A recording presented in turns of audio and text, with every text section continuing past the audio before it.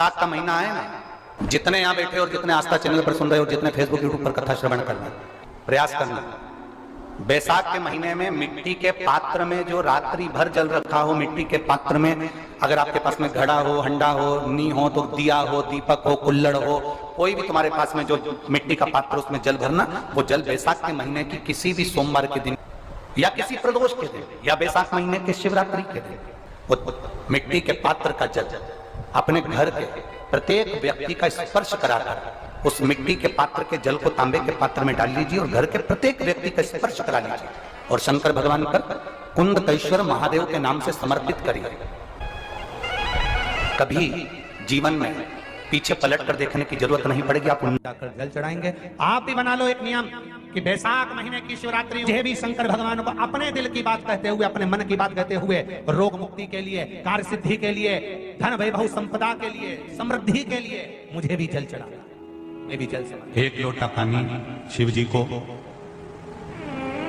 उसमें बेलपत्र डालने के बाद हेड लें उस जल को, या कोई मिट्टी का सकोरा हो, बर्तन हो, घड़ा हो, कलश हो, उसमें भरा हुआ रखा हो, वो तांबे के पात्र में डाल लो, उसको ले जाकर चढ़ा दो। और एक और चीज का ध्यान रखना, अगर असाध्य रोग, जैसे ऐसा रोग हो जो समाप्त नहीं हो रहा हो, कैंसर, किडनी, लीवर, या किसी का डायलिसिस चल रहा हो, या लीवर काम नहीं कर रहा हो, या शरीर की कोई हड्डी जुड़ नहीं रही हो, तो जो जल शिव जी को लोग चढ़ा रहे हैं वो जल को आचमन कर लेना।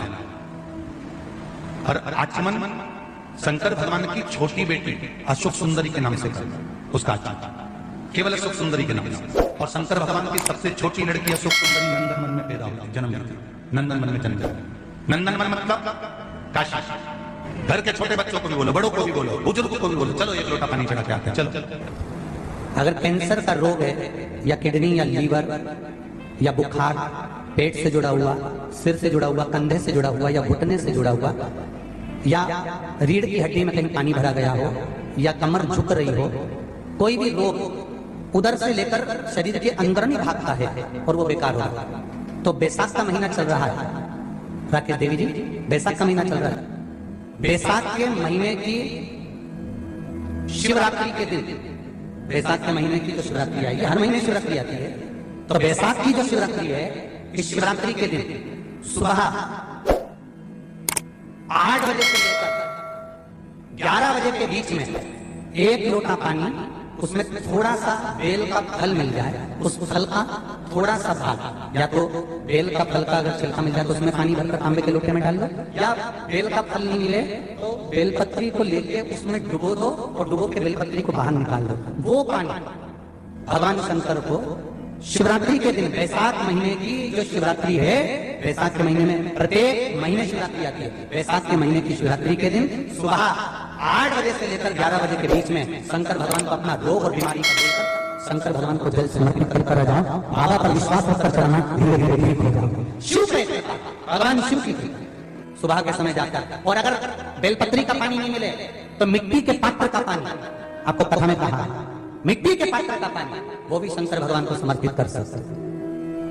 जल बैसाख के महीने में शंकर पर शीतल जल समर्पित कर देने से शरीर के रोग समाप्त हो जाते हैं, वो रोग टिकता नहीं। शीतल, और अगर शीतल जल का दर्शन करना हो तो कभी महाकालेश्वर या कभी आप लोग लाइव दर्शन करते हो महाकाल के, तो महाकाल के दर्शन करेंगे तो बैसाख महीने में 5-5 घड़े मिट्टी के महाकाल राजा के ऊपर बांध दिए जाते हैं जल चढ़ाने के लिए। कभी आप लोग चकलेश्वर महादेव जाए मथुरा वृंदावन में, गिरिराज की परिक्रमा, चकलेश्वर महादेव पे 5-5 मिट्टी के घड़े शिव जी के ऊपर बांध दिए जाते हैं। कभी काशी जाए तो वहां पर मिट्टी का घड़ा शिव जी के ऊपर रख दिया जाता है। क्यों? क्योंकि वो मिट्टी के पात्र का जल जब बैसाख के महीने में शिव पर गिरता है तो जो उस जल को समर्पित करता है वो रोग से मुक्त हो जाता है, बड़ी बीमारी में घिरता नहीं। जयंत ब्राह्मण के मुख से श्रवण कर लिया था कि बैसाख महीने में अगर शिवरात्रि पड़े और उस शिवरात्रि पर एक कलश का पात्र, लोटा तांबे का, या मिट्टी में रखा हुआ जल पात्र में लेकर एक बेलपत्र का छोटा सा भाग उसमें छुआया हुआ, और फिर निवेदन कर रहा हूं अगर बेलपत्र उस दिन नहीं मिले तो पात्र लेकर चले जाना मंदिर में। मंदिर में शंकर जी पे तो बेलपत्र चढ़ी होगी ना, अरे बोलो तो जरा, चढ़ी होगी ना। उसी बेलपत्र को धोकर फिर जल के पात्र में उसको छुआकर फिर शंकर भगवान को भावों से, दिल से जो चाहते हो, धन, वैभव, संपदा, सत्ता या रोग से मुक्ति, चाहे उधर से जुड़ी हो। हाँ, एक चीज का ध्यान करना, अगर संपदा के लिए, विवाह के लिए या विद्या के लिए या अन्य चीजों के लिए आप शिव जी को जल चढ़ा रहे हो तो उसके जल को उठाकर नहीं लाना है। और अगर रोग के लिए जल चढ़ा रहे हो कि मुझे ये तकलीफ है, घर में ये बीमारी चल रही है या रोग चल रहा है या किडनी का या लीवर का या कैंसर का या ब्लड प्रेशर का, तो जो जल तुमने समर्पित करा उसको लेकर आकर आचमन भी करना। कौन से दिन? जम के बोलो जरा। शिवरात्रि। शंकर कह रहे हैं, मां उमा से, मां पार्वती से, मेरा महेश कह रहा है, मेरा बाबा भोलेनाथ, मेरा बाबा विश्वनाथ, मेरा त्रिकालदर्शी कैलाशी अविनाशी कह रहा है कि हे पार्वती, एक बीला, एक बेल जो मुझे समर्पित करता है, और समर्पित करने के बाद उस बेल की महत्वता देखिए, जो बैसाख महीने में बाबा शंकर को जो चढ़ाया जाता है और 1000 अश्वमेध यज्ञ का पुण्य फल हम प्राप्त कर लेते, मात्र एक फल चढ़ाकर, मात्र एक फल चढ़ाकर। हे पार्वती, संसार का मनुष्य जब मुझे वो बेलपत्र समर्पित कर, वो बेल का फल समर्पित करता है, पार्वती वो फल जो मुझे चढ़ता है, फिर मैं भले नर्मदा के जल से निकला हुआ कंकर शंकर क्यों ना हूं, फिर चाहे मैं गंगा के जल से निकला हुआ कंकर शंकर क्यों ना हूं, चाहे फिर मैं यमुना के जल से निकला हुआ कंकर शंकर क्यों ना हूं, चाहे मैं सरयू के जल से निकला हुआ कंकर शंकर क्यों ना हूं, चाहे मंदाकिनी के जल से निकला हुआ कंकर शंकर क्यों ना हूं, ए पार्वती, फिर जो भी शिवलिंग पर वो बेल समर्पित होता है, वो बेल उठाकर जीव अपने कार्य में ले सकता है। ये मां उमा से कह रहे हैं। तो उस बेल की महत्वता जानेंगे। अब अपन उस बेल को जानने के लिए वापिस स्कंद पुराण में चले, तो स्कंद पुराण में लिखा हुआ है कि जो बेल बैसाख के महीने में शंकर को चढ़ाया जाता है, वो बेल का फल उठाकर रख लिया जाता है। बैसाख के महीने में उस चढ़े हुए, बाकी का आपको बेल का फल खाना हो तो बात दूसरी, पर चढ़ा हुआ जो बेल का फल है वो पूरा बैसाख नहीं खाना। बैसाख के बाद में अगला जो महीना आए, उस महीने के अंदर उस फल के अंदर का गुर्दा निकालकर उसको सुखा लीजिए, और सुखाकर जिस व्यक्ति को पत्थरी की बीमारी हो और जिस व्यक्ति को पेट में बहुत भोजन पचता ही नहीं है, पूरा शरीर पाचन क्रिया बेकार हो गई, उस व्यक्ति को केवल 7 दिन तक शंकर पर चढ़ा हुआ वो बेलपत्र प्रदान कर दीजिए, पत्थरी भी बाहर और पाचन क्रिया भी ठीक, जिंदगी भर तकलीफ नहीं। उस बैसाख में उस फल की इतनी महत्वता बाबा भोलेनाथ स्कंद पुराण, लिंग पुराण, नर्मदा पुराण, पद्म पुराण के अंतर्गत, शिव महापुराण के अंतर्गत वर्णन कर, उसकी महत्वता है। वो बेल का फल साधारण नहीं हो सकता। अब मंदार का जो पुष्प होता है, आंकड़े का जो फूल होता है, एक सफेद कलर का भी होता है और एक गुलाबी कलर का भी होता है, देखा है आप लोगों ने? बोलो, जम के बोलो, देखा है ना? गुलाबी कलर का जो पुष्प होता है, वो आप मंदार का, आंकड़े का जो गुलाबी कलर का पुष्प होता है, आप टीवी पे देख रहे होंगे, एक सफेद देख रहे होंगे, एक मंदार का गुलाबी फूल, नीला कलर का फूल देख रहे होंगे। जो नीला कलर का जो पुष्प होता है, गुलाबी कलर का जो आंकड़े का फूल होता है, प्रयास करना। प्रीति, कहाँ है तू? You're gonna miss the flight. Yeah, I'm boarding. Shining like a superstar. पुष्प होता है गुलाबी कलर का जो आंकड़े का फूल होता है, प्रयास करना। जब किसी विषम परिस्थिति में फंस गए, विषम परिस्थिति, जब आपको लग रहा है कि मुझे बहुत भय लग रहा है, कुछ बुरा होने वाला, आपको लग रहा है आज मेरी उल्टी आंख बहुत फड़क रही है, कुछ गड़बड़ होने वाला, आपको लग रहा है मेरी सीधी आंख फड़क रही है, कुछ गड़बड़ होने वाला, तब केवल वो नीला जो गुलाबी पुष्प है मंदार का, उसको कहीं से लाकर शिवालय में अशोक सुंदरी वाली जगह पर स्पर्श कर कर शिवलिंग पर आप चढ़ा दीजिए। आपकी विषम परिस्थिति कैसी भी होगी, वो रास्ता बनाकर बाहर निकल जाएगी, आपको फंसना नहीं, परेशान नहीं। मंदार आंकड़ा, सफेद आंकड़े का पुष्प भी भगवान शिव को समर्पित होकर, जैसे बेले के फल का गुर्दा, बेल का जो फल होता है, बेलपत्री का फल, उसका जैसे गुर्दा, उसके अंदर का जो भाग होता है बेल का, वो गुर्दा,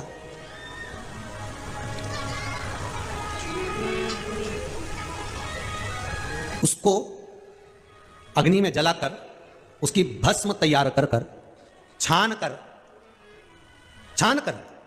जब जब आपके यहां विद्वान ब्राह्मण शिव जी का अभिषेक कराते हैं, पूजन कराते हैं, तो उसमें लिखते हैं, पूजन के साहित्य में, बेलपत्री, धतूरा, दुर्वा, ये उसमें नीचे लिखेंगे भस्म। लिखते कि नहीं लिखते? लिखते हैं ना, भस्म अभिषेक में चाहिए रहती। तब उस भस्म का थोड़ा सा भी भाग आप अगर शिव को समर्पित कर रहे हो, तो ये जान लें कि शंकर मनवांछित फल प्रदान कर रहे हैं, शिव फल प्रदान कर रहे हैं। महाराज,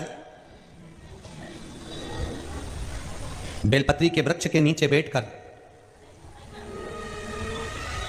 हाथ में एक बेलपत्र का पत्ता रखकर आप पंचाक्षर मंत्र नमः शिवाय, ओम नमः शिवाय या श्री शिवाय नमस्तुभ्यम या महामृत्युंजय मंत्र का स्मरण कर रहे हो, पर डंडी का भाग अपनी ओर, बेलपत्र की बीच वाली पत्ती का भाग बीच वाली उंगली की ओर रखकर अगर आप स्मरण कर रहे हैं और अपनी कामना कर कर बेलपत्री के वृक्ष के नीचे बैठकर उस पत्ते को सम्मुख रखकर बाबा से विनय कर कर एकांत में उस बेलपत्री के वृक्ष की छांव में,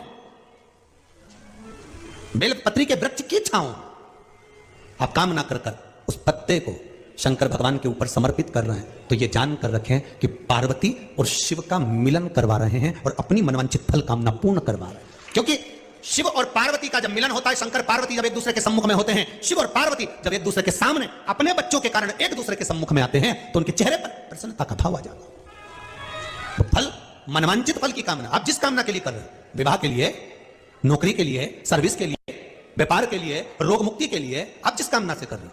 ईश्वर महादेव, जो व्यक्ति पथभ्रष्ट हो जाए, जैसे मदिरा के नशे में पड़ गया, कहीं जुए में पड़ गया, कहीं मांसाहार में पड़ गया, कहीं व्यसन में पड़ गया, कहीं गलत काम में अगर कोई जा रहा है, तो श्रम्भेश्वर महादेव के नाम से काली तिल भगवान शिव को समर्पित करी जाती है।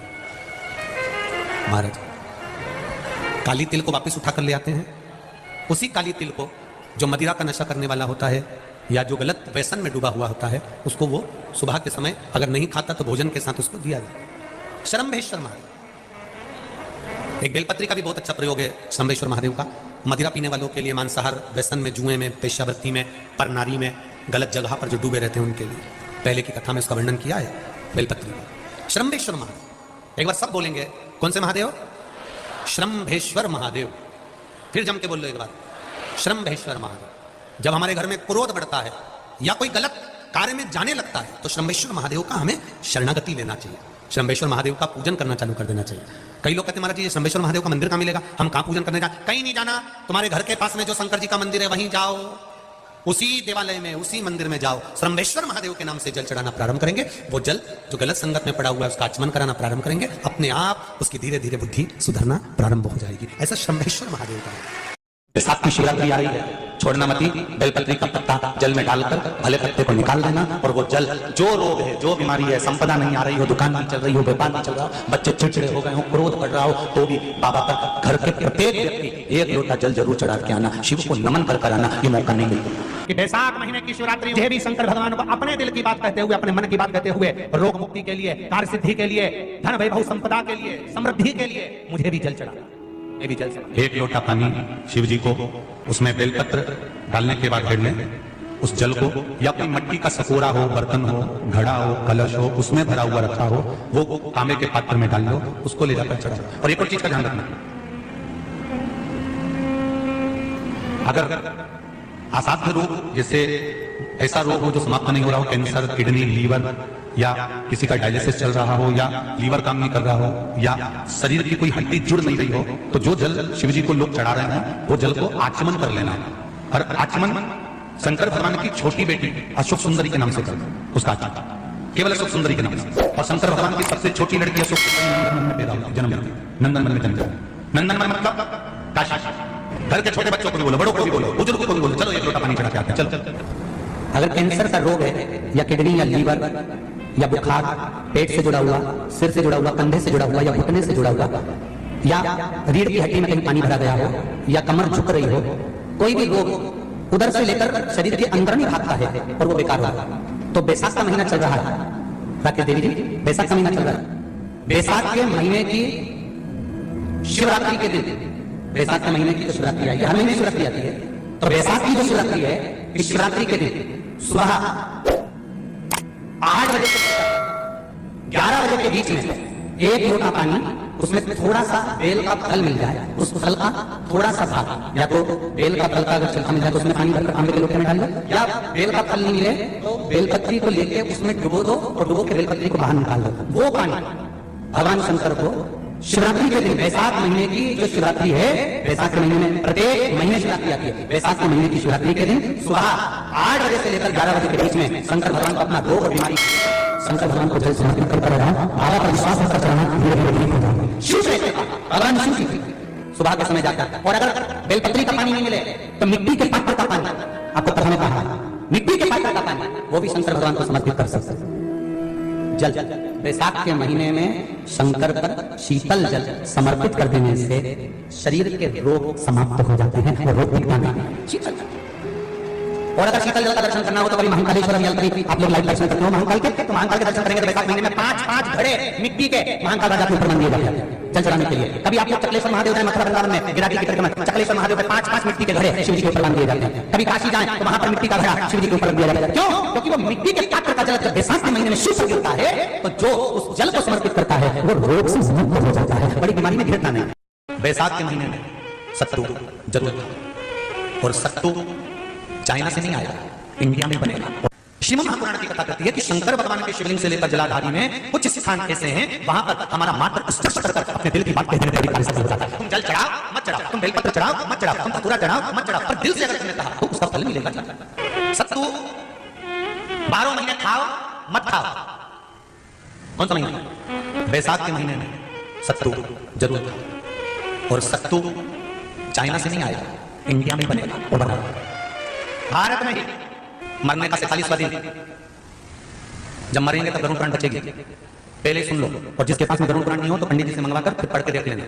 मरने के 47वें दिन 47 डेज 47वें दिन किस चीज का दान तुम्हारे सामने आता है?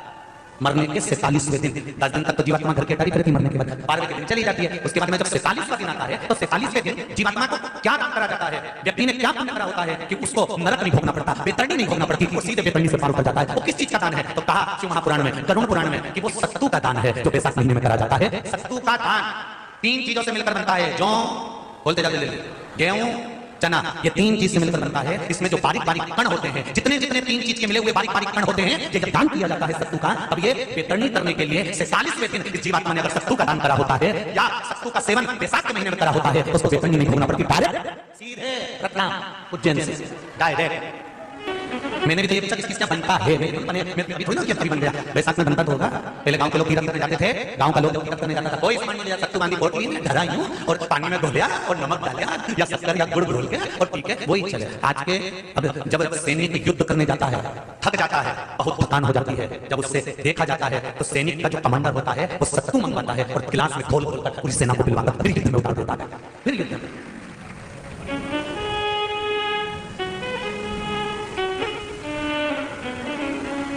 साधारण नहीं है। सत्तू में जितने बारीक बारीक कण होते हैं, जितने बारीक बारीक कण, तुम्हें काम करना है, अभी जब खरीदो तो कागज पे रख के सत्तू का कण गिनना है, 1 2 3 बारीक बारीक गिनते रहना जरा। तो तुम्हारा क्या गिनने में? भगवान कृष्ण के हाथ में पट्टी बंधी थी, तुमने भी तो रुक्मणी को गिनना दिया था, इनको जरा इसमें कितने धागे? रुक्मणी जी ने कहा इसमें 9999 धागे हैं। भगवान ने कहा बस यही 9999 मुझे द्रौपदी को वापस लौटाना है। गिनती लगा, अभी लगा लो, ऊपर तो भगवान गिन के बता ही देगा कि तुमने जो सत्तू दान करा था, तुमने जो सत्तू खाया था, तुमने जो सत्तू भगवान को दिया था, सत्तू का लड्डू बनाकर तुमने बैसाख महीने में भगवान की जो पूजन करी थी, तो अमावस्या के दिन, पूर्णिमा के दिन या अक्षय तृतीया के दिन तुमने जो सत्तू दिया था, भगवान को गिनती बता देगा कि सत्तू में कितना कण था। और अगर नहीं बताया तो आंदोलन करेगा। क्या मैं बताओ पहले हमने कितना सत्तू दिया था, कितने कण थे? बताना पड़ेगा। शिव की आराधना में चांगुना ने 1 लोटा जल भरा, उसमें थोड़ा सा चंदन डालकर बेलपत्री के वृक्ष के नीचे ले जाकर डाल देती, थोड़ा सा जल बचाकर शिव जी को डाल देती। शंकर भगवान ने चांगुना के सामने मन में विचार प्रकट करा और पार्वती जी से कहा, पार्वती एक बात समझ में नहीं आती, आधा जल ये बेलपत्री को देती है, आधा जल मुझे देती है। जब आधा जल मुझे देती है तो मुझे बड़ा गुस्सा आता है, क्योंकि बच्चे और बूढ़े ये दोनों एक समान होते हैं। बच्चों को थोड़ा सा भी उसकी सामग्री में से, उसकी चॉइस की चीज में से तोड़ के अगर दूसरे को दे दिया तो बच्चा यूं फेंकेगा बहुत जाके और मुंह फुला के बैठ जाएगा, नहीं खाऊं नहीं खाऊं। मां समझाए खा रही खाइए होगा नीचे मत पैसा भाई तो मेरा हिस्सा खा जा, मुझे तो पूरा ही। फिर मां अंदर जाएगी, फ्रिज में से वापस पूरा की पूरा आम निकाल के लाएगी और आम देगी, ये पूरा है, चक्कू से कटा नहीं दे, छोरा भी तैयार पूरा घुमा के देखे, पूरा देख लिया। बच्चा ऐसे ही बुजुर्ग व्यक्ति होता है, बूढ़ा, पति को भोजन दिया तो उसमें चटनी रख दी, जीरा मन रख दिया, पापड़ सेक के रख दिया, और बूढ़ा व्यक्ति जब भोजन करा तो उसमें कहीं नहीं, तो बूढ़े की निगाह में कही जाता है कि बताओ अपनी तो वैल्यू बेच गई। तो बच्चे के मन में और बुजुर्ग के मन में आ जाता है, बच्चा बूढ़ा एक साथ। भगवान ने कहा ये आधा जल कहाँ ढोल के आती है? पार्वती ने कहा उसके संतान नहीं है, इसलिए वो बेलपत्री की आराधना करती है और आपकी भी आराधना करती है। ठीक है, भगवान देवदेव महादेव ने देखा चांगुना ने बहुत सेवा कर ली।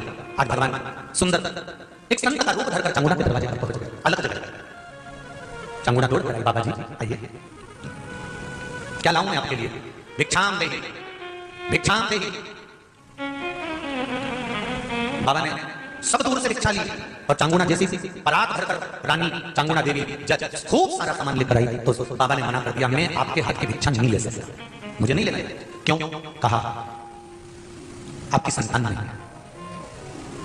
आपकी औलाद नहीं है, संतान नहीं है, और अगर आपकी संतान नहीं है तो आपके हाथ की भिक्षा लूंगा तो मैं भिक्षा लेकर जाऊंगा कहां? मुझे आपके हाथ की भिक्षा नहीं चाहिए। इतने में चांगुना ने उस संत के चरण पकड़े और संत के चरण पकड़कर चांगुना कहने लगी, देखिए बाबा जी, जन्म, मरण और परण ये तो 3 देवदेव महादेव के हाथ में है, संतान देना और ना देना ये शिव जी के हाथ में है।